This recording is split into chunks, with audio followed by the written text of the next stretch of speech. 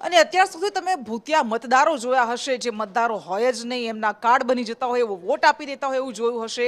અત્યાર સુધી તમે મનરેગા યોજનાના ભૂતિયા શ્રમિકો પણ જોયા હશે કે જેમના નામે પગાર પણ થઈ જતા હોય, પરંતુ એવું હોય જ નહીં. પરંતુ વડોદરાની એક દૂધ મંડળી એ ફરી એક વખત વિવાદમાં આવી છે, અને એની પાછળનું કારણ છે કે અહીંયા મૃતક હતા અને એને સભ્ય બનાવી દેવામાં આવ્યા, એમના નામે સભાસદ લઈ લેવામાં આવ્યું, અને એના કારણે અનેક સવાલ ઉઠી રહ્યા છે. અને વધુ એક વખત ભારતીય જનતા પાર્ટીના નેતાએ જ આ ભ્રષ્ટાચારને ઉજાગર કર્યું છે, કૌભાંડના આરોપ લગાવ્યા છે.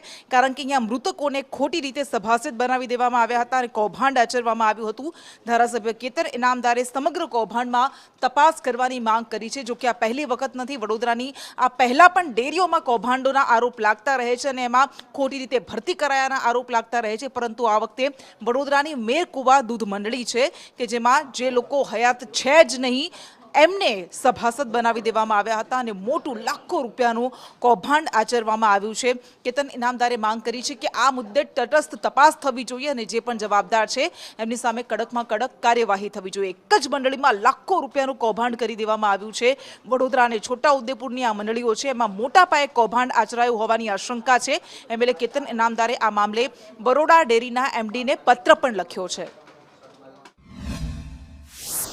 ગ્રામજનો દ્વારા મારી પાસે જે રજૂઆત આવી, અને એ રજૂઆત પણ એક સ્ફોટક આપણે કહીએ કે ભાઈ એને મેં જોયું, સાંભળ્યું, અને જે એવિડન્સ મારી પાસે આવ્યા કે ભાઈ ઘણા વર્ષોથી જે સભાસદ જેના નામે દૂધ ભરાય છે, ઘણા વર્ષો પહેલાં એ લોકોનું મૈયત થયેલ છે, અને ત્યારબાદ કેટલા વર્ષો પછી પણ એમના મૈયત થયા, અને વર્ષો પછી પણ એમના જ નામે ખોટું સભાસદ તરીકે એમનું નામ, તેમજ એમના જ નામે ખોટી રીતે દૂધ ભરાતું હોય અને એના જ નામે બેંકમાંથી પૈસા ઉપાડાતા હોય, એવું મોટું કૌભાંડ લાખો રૂપિયાના